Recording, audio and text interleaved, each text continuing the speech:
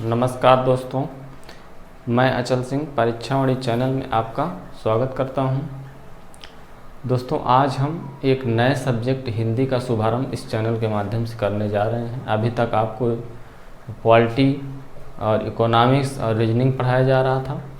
आज से हम आपको हिंदी पढ़ाएंगे।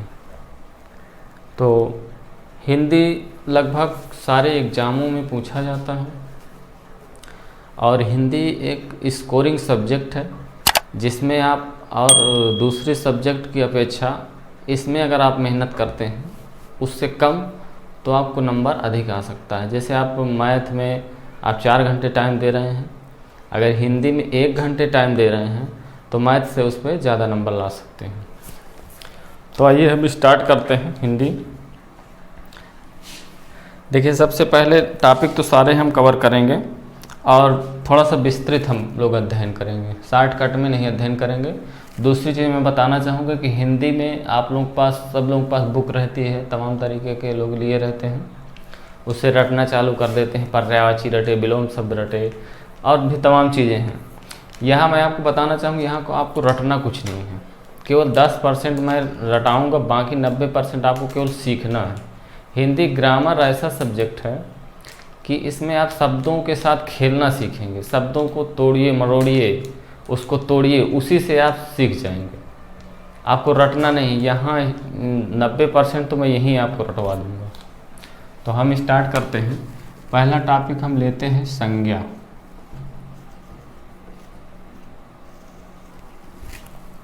संज्ञा के बारे में जैसा परिभाषा आप लोग कक्षा 6 से पढ़ते चले आ रहे होंगे, किसी व्यक्ति, वस्तु या स्थान के नाम को संज्ञा कहते हैं। जैसे किसी व्यक्ति का नाम हो गया राम, किसी वस्तु का नाम मान लीजिए पुस्तक हो गया, स्थान का नाम जैसे इलाहाबाद हो गया। तो ये सारी चीज़ें क्या हो गई? संज्ञा हो गई। तो संज्ञा का हम वर्गीकरण करेंगे कि संज्ञा कितने प्रकार की होती है। और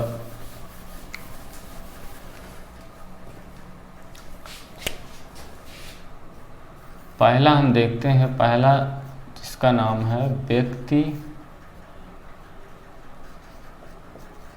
वाचक संज्ञा।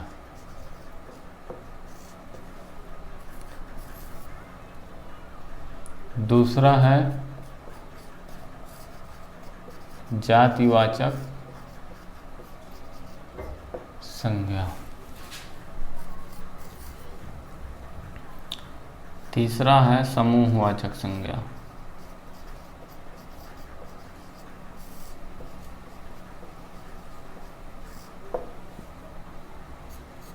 और चौथा है पदार्थ या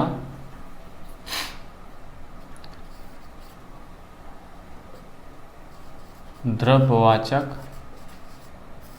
संज्ञा। लास्ट और पांचवा है भाववाचक संज्ञा।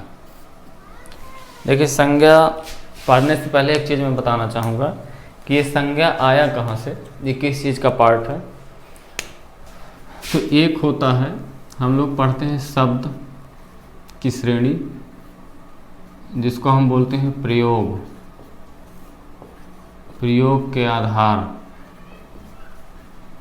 पर, प्रयोग के आधार पर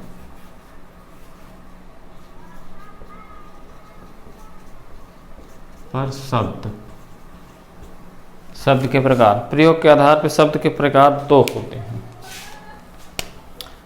एक होता है विकारी और दूसरा होता है अविकारी। देखिए, विकारी क्या होता है? विकारी की परिभाषा ये है कि ऐसे शब्द को हम विकारी कहते हैं जिस पे 3 चीज़ का प्रभाव पड़ता हो। किस किस चीज़ का? 3 चीज़ का, यानी लिंग, वचन और कारक। अर्थात अगर लिंग का वचन का कारक का किसी शब्द में प्रभाव पड़ता है, प्रभावित करता हो, यानी उसके मूल रूप को परिवर्तित करता हो, तो हम उसको विकारी शब्द बोलते हैं। और अविकारी जस्ट इसका उल्टा होता है, यानी ऐसे शब्द जिसमें लिंग वचन कारक का कोई प्रभाव नहीं पड़ता। जैसे हम देखते हैं विकारी में हमारा आएगा संज्ञा, सर्वनाम, क्रिया और विशेषण। और अविकारी में आएंगे अव्यय। यानी ये चार चीज़ ऐसी हैं, संज्ञा, सर्वनाम, क्रिया और विशेषण। इनको हम विकारी इसलिए बोलते हैं क्योंकि इनके मूल रूप में अगर लिंग का कोई प्रभाव पड़ता है तो उसमें क्या हो जाता है, परिवर्तन हो जाता है। वचन के कारण भी परिवर्तन होता है, कारक के कारण भी परिवर्तन होता है। कैसे होगा? जैसे संज्ञा हमने यहाँ बताया था कि जैसे हम बोल देते हैं बालक, मान लीजिए बालक क्या हो गया, संज्ञा हो गया। ठीक, अगर इसमें लिंग का प्रभाव पड़ेगा तो बालक की जगह क्या हो जाएगा, ये बालिका हो जाएगा। वचन का प्रभाव अगर पड़ेगा तो बालक क्या है, एक वचन है मान लीजिए, तो इसका बहुवचन क्या हो जाएगा, बालकों हो जाएगा। तो इसका प्रभाव पड़ रहा है। वैसे ही सर्वनाम में भी पड़ेगा, क्रिया में भी पड़ेगा, विशेषण में पड़ेगा। क्रिया में कैसे पड़ेगा, जैसे हम बोलते हैं बालक जाता है। ठीक, अब ये बालिका है तो इसके लिए क्या हो जाएगा, बालिका जाती है। यानी कि वचन का भी प्रभाव पड़ रहा है चारों में, संज्ञा में, सर्वनाम में, क्रिया में, विशेषण पे। यानी मेरा कहने का मतलब ये है कि जो संज्ञा शब्द आया है वो संज्ञा क्या है, विकारी है। यहीं से एक दोस्तों, यहीं से एक क्वेश्चन बन जाता है कि वर्गीकरण से ही सीधे सीधे पूछता है कि निम्न शब्दों में विकारी नहीं है। सीधे सीधे पहला ऑप्शन दे देगा संज्ञा, दूसरा सर्वनाम, तीसरा क्रिया और चौथा हो जाएगा क्रिया विशेषण। तो देखिए, क्रिया संज्ञा तो होता ही है, सर्वनाम भी होता है, क्रिया भी होता है, हमने लिख ही दिया है। ठीक, क्रिया विशेषण क्या होता है, ये होते हैं अव्यय।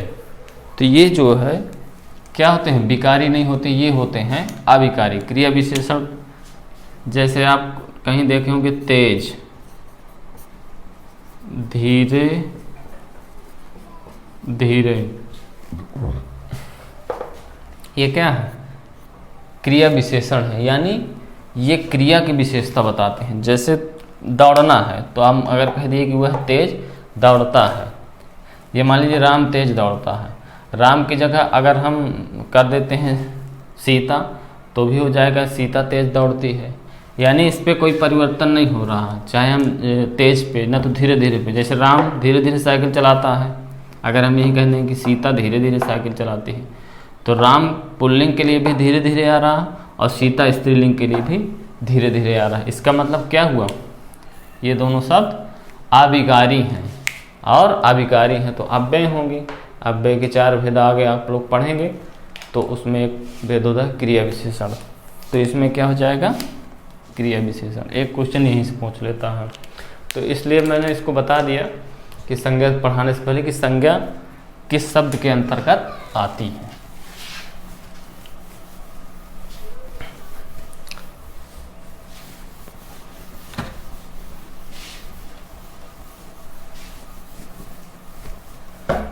देखिए, व्यक्तिवाचक संज्ञा, व्यक्तिवाचक संज्ञा क्या होती है। व्यक्तिवाचक संज्ञा, किसी संज्ञा की परिभाषा तो हमने पहले देखा ही, किसी व्यक्ति, वस्तु या स्थान के नाम को संज्ञा कहते हैं।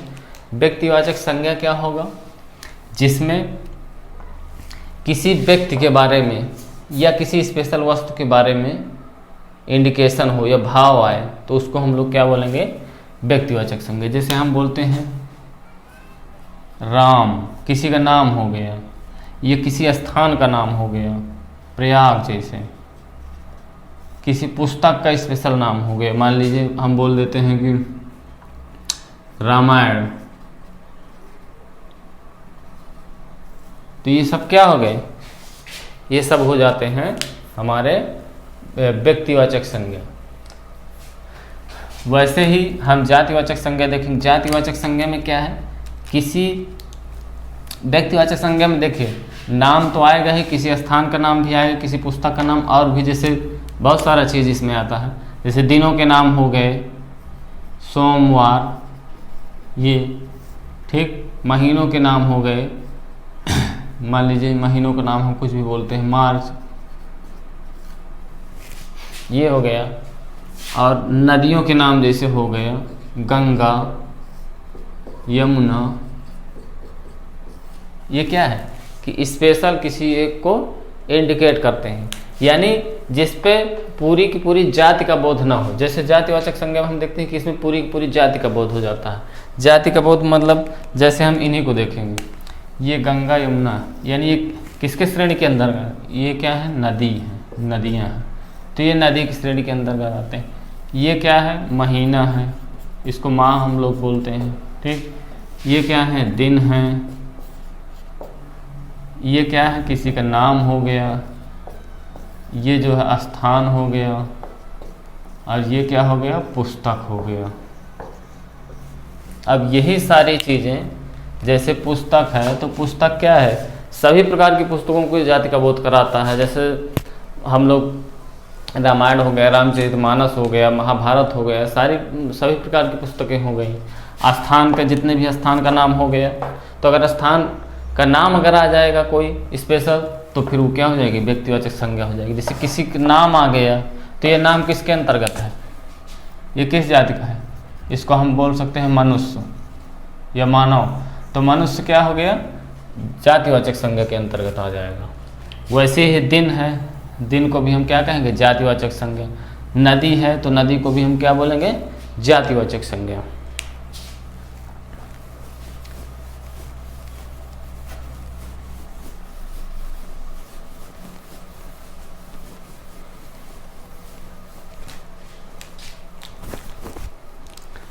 इसके बाद देखते हैं हम समूहवाचक संज्ञा। समूह का मतलब क्या होता है, समूह का मतलब ग्रुप। जैसे कोई चीज़ है किसी समूह में हो, मान लीजिए ऐसा कोई शब्द है जिससे हमको उस शब्द से कोई ग्रुप का पता चले, कोई दल का पता चले, कोई समूह का पता चले। जैसे हम बोलते हैं कि दल, दल से हमको समूह को पता चलता है। गुच्छा, गुच्छा से भी समूह का पता चलता है, यानी जो चाबी, कई सारी चाबियाँ रहती हैं, तो उन सारी चाबियों का जो एक बन जाता है ग्रुप, उसको हम लोग क्या बोलते हैं, गुच्छा बोलते हैं। तो ये समूहवाचक के अंतर्गत आएगा। इसी तरह जैसे सेना है, तो सेना किसी एक सैनिक को हम नहीं कह सकते हैं सेना, उसमें एक से अधिक सैनिक होंगे तभी हम उसको क्या बोलेंगे, सेना बोलेंगे, यानी कि समूह हो जाएगा। ऐसे ही क्या है, पुलिस, पुलिस भी कई लोगों का है, ठीक। ऐसे हम बोलते हैं मेला, मेला भी क्या है कि जब तक वहाँ पे मार्केट नहीं लगेगी, भीड़ भाड़ नहीं होगी, तो हम उसको मेला नहीं कह सकते हैं। इसलिए क्या है, समूह में आ जाएगा। इन सब चीज़ों को हम क्या बोलेंगे, समूहवाचक संज्ञा। देखिए संज्ञा में ज़्यादा हम अभी एक एक इसको डिटेल पे नहीं बहुत ज़्यादा कर रहे हैं, क्योंकि जहाँ से क्वेश्चन ज़्यादा पूछता है उस चीज़ को हम थोड़ा सा ज़्यादा ध्यान देंगे। जैसे पदार्थवाचक है, पदार्थ या द्रव्यवाचक संज्ञा, तो इसमें ऐसी चीज़ें आएंगी जिसको हम लोग क्या कर सकते हैं, नाप तौल सकते हैं। यानी ऐसे पदार्थ या द्रव्य यानी मटेरियल जिसको बोलते हैं, जिसको हम लोग क्या कर सकते हैं, तौल सकते हैं, नाप सकते हैं, तौल सकते हैं। जैसे क्या, किसको किसको हम कर सकते हैं, जैसे हो गया वो दूध, इसको क्या कर सकते हैं, एक प्रकार का पदार्थ है, इसको हम नाप सकते हैं। लोहा, यानी वैसी वस्तुएं इसमें आएंगी जो कि पदार्थ तो हैं लेकिन हम उसको गिन नहीं सकते हैं, नाप सकते हैं। जैसे लोहा को हम गिन नहीं सकते, लोहा को नाप सकते हैं। दूध को हम गिन नहीं सकते, दूध को क्या करते हैं, नापते हैं हम लोग। वैसे चांदी है, तेल हो गया, ये सारी चीज़ें किस में आएंगी, इसको समझना है हमको। ऐसा नहीं इसमें हम 20-25 शब्द लिखवा सकते हैं, द्रव्यवाचक कभी लगवा 100 शब्द इसमें हम लिखवा सकते हैं, जातिवाचक में भी 100 शब्द लिखवा सकते हैं। लेकिन हमारा उद्देश्य ये है कि इस चीज़ को समझना है। वर्ड तो हम लिखवा दिए, वर्ड आप रट लिए, यहाँ पे नया वर्ड आ गया, अगर हम समझे रहेंगे तो उसको हम कर ले जाएंगे। रटा रटाया चीज़ जरूरी नहीं है कि आ जाए, और उतना हम लोग रट भी नहीं सकते। कितना आप रटिएगा, संज्ञा में इतना रटना होगा। अभी पर्यायवाची है, विलोम शब्द है, शब्दकोश बहुत ज़्यादा है। तो इस चीज़ को हमको विशेषकर समझना है। कॉन्सेप्ट हम अगर हर चीज़ का समझते चले जाएंगे तो हमको दिक्कत नहीं होगा। देखिए भाववाचक संज्ञा क्या होती है। भाववाचक का मतलब जो शब्द अपने गुण या धर्म को इंडिकेट करता है, एक भाव देगा। सबसे ज़्यादा पूछे जाने वाली संज्ञा ये भाववाचक संज्ञा। भाववाचक संज्ञा का जब हम आपको विकारी शब्द चारों पढ़ा देंगे, संज्ञा, सर्वनाम, क्रिया, विशेषण, इसके बाद जो है ये भाववाचक संज्ञा का एक निर्माण होता है, बनता है। कैसे बनता है, संज्ञा से बनता है, यानी इन संज्ञाओं से। ये 1 2 3 4 इन संज्ञाओं से बनेगा। और किससे किससे बनेगा, विशेषण से बनेगा, ठीक, क्रिया से बनेगा, और भी चीज़ों से बनता है। तो हम लास्ट में एक पूरी तालिका इसमें लिखवा देंगे कि विशेषण से, कौन से विशेषण से कैसे बनता है। जैसे विशेषण होता है लाल, तो इससे भाववाचक संज्ञा बन जाती है लालिमा, ये ऐसे करके। विशेषण होता है ऊंचा, तो ऊंचा से ऊंचाई। तो हम लास्ट में जब संज्ञा, सर्वनाम, क्रिया, विशेषण पढ़ा लेंगे तो भाववाचक संज्ञा और डिटेल में पढ़ेंगे। थोड़ा सा हम ये जानेंगे क्या है इसमें। ऐसे शब्द आएंगे जिससे एक भाव देगा। जैसे हम बोलते हैं सुंदरता,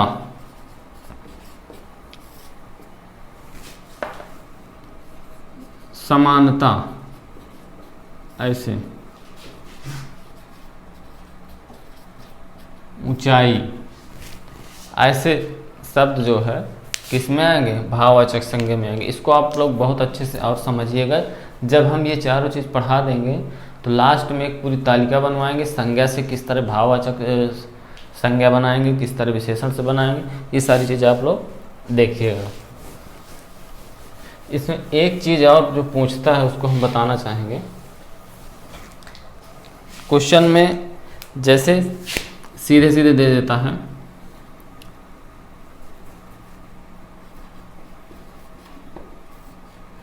पंडित जी भारत के प्रथम प्रधानमंत्री थे, ऐसे करके संज्ञा का क्वेश्चन है ये। ऐसे करके पूछता है और अंडरलाइन कर देता है, ये ऐसे अंडरलाइन कर देगा। और इसमें क्या पूछता है, किस वाक्य में रेखांकित पद में कौन सी संज्ञा है, उस पे 4 ऑप्शन दे देगा। जातिवाचक संज्ञा,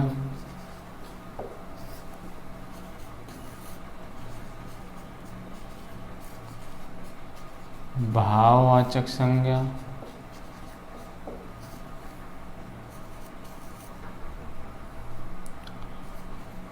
व्यक्ति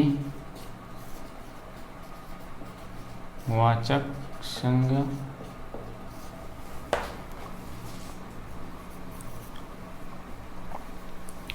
फिर दे देगा पदार्थ वाचक संज्ञा।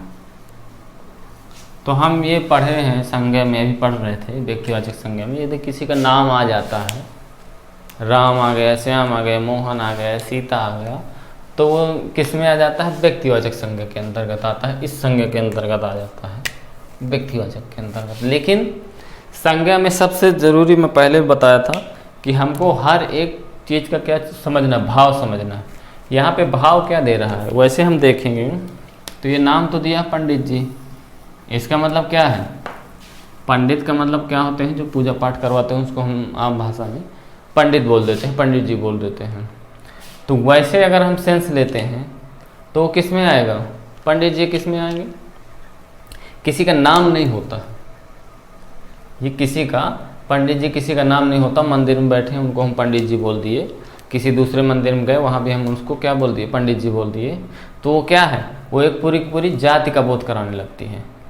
या हम एक कास्ट जो होती है पंडित, हम उसको भी बोलते हैं, तो उससे भी हमको क्या एक भाव देता है, जिसको हम लोग किसके अंतर्गत रखेंगे, जातिवाचक संज्ञा के अंतर्गत। लेकिन यहाँ पे हमको देखना है कि इस पूरे वाक्य में इसका भाव क्या है, इस पूरे वाक्य में पंडित जी का मतलब क्या है, कि यहाँ पे ये जातिवाचक न होके यहाँ पे व्यक्तिवाचक है। क्यों व्यक्तिवाचक है, क्योंकि ये पंडित जी किसकी बात कर रहे हैं, ये पंडित जवाहरलाल नेहरू की बात हो रही है। तब ये क्या हो जाएगा, जातिवाचक न होके कौन सी संज्ञा हो जाएगी, व्यक्तिवाचक संज्ञा हो जाएगी। यानी शब्द जो है अगर हम इसको हटा दें तब तो हमको लगता है कि ये क्या है, जातिवाचक है। लेकिन अगर हम पूरा वाक्य पढ़ते हैं तब इसका सेंस निकलता है कि नहीं, ये जो पंडित जी हैं वो भारत के प्रथम प्रधानमंत्री पंडित जवाहरलाल नेहरू के बारे में है। तब ये क्या हो जाएगा, व्यक्तिवाचक हो जाएगा।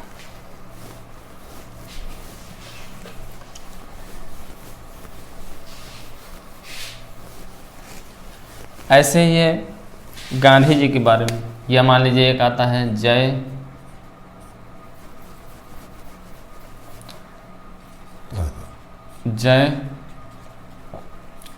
चंदों के कारण देश गुलाम हुआ, ऐसे ही पहुंच देता है।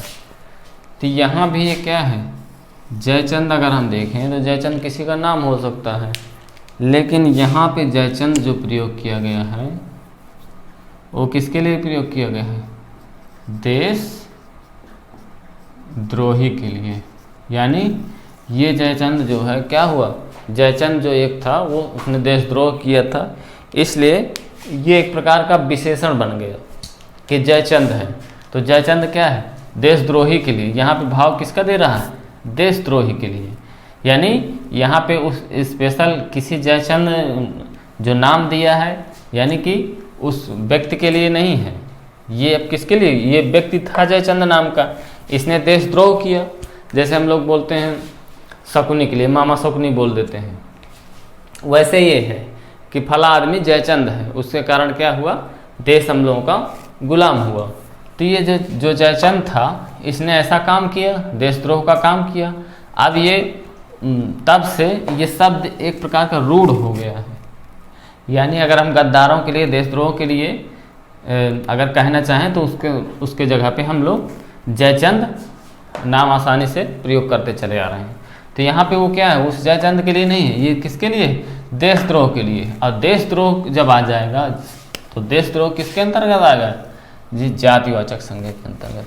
क्योंकि देशद्रोह कोई भी कर सकता है, यानी पूरी की पूरी उससे हमको एक जाति की पता चलता है, तो ये क्या हो जाएगा, जातिवाचक संज्ञा हो जाएगा। आज के लिए इतना ही। अगले टॉपिक में हम संज्ञा से आगे विशेषण या सर्वनाम आएगा, संज्ञा सर्व, तो हम लोग सर्वनाम पे चर्चा करेंगे। और अगर आपको मेरा वीडियो पसंद आया हो तो ज़रूर लाइक करें, शेयर करें और मेरे चैनल को सब्सक्राइब करें। धन्यवाद।